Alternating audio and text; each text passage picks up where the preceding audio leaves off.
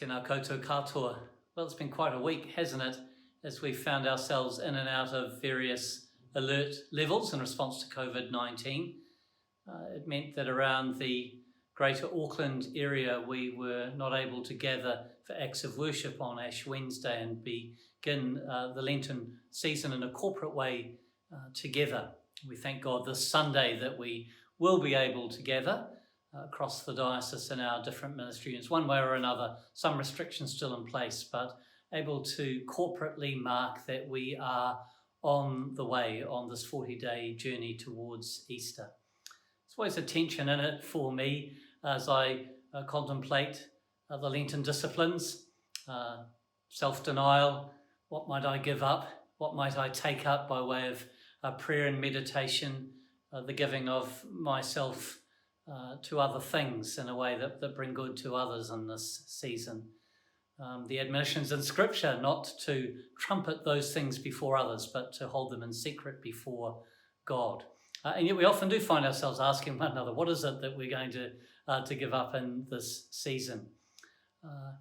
I think in the end, it's the attitude that we approach it with, like so many things, to remember that this is not something that we do to prove anything to ourselves, to others, or to God.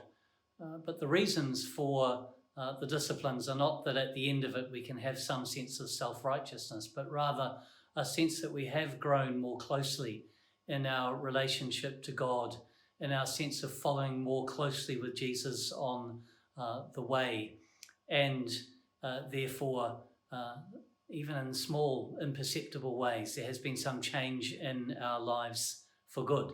40 days makes a difference to us in an ongoing way. So do encourage one another with the things that you are doing and help one another on the path. For me, well, after much contemplation, I decided the thing was coffee. It's not that I drink a lot of it in the office or at home, but one of my big treats in life is the chance to get away to a cafe and enjoy a decent espresso. So that will be off the menu these next 40 days.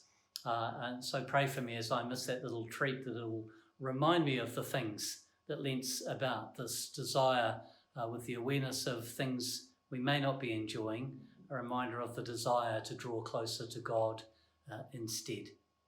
May God bless all of our personal endeavours and our endeavours together as God's church as we walk more closely with Jesus in these days.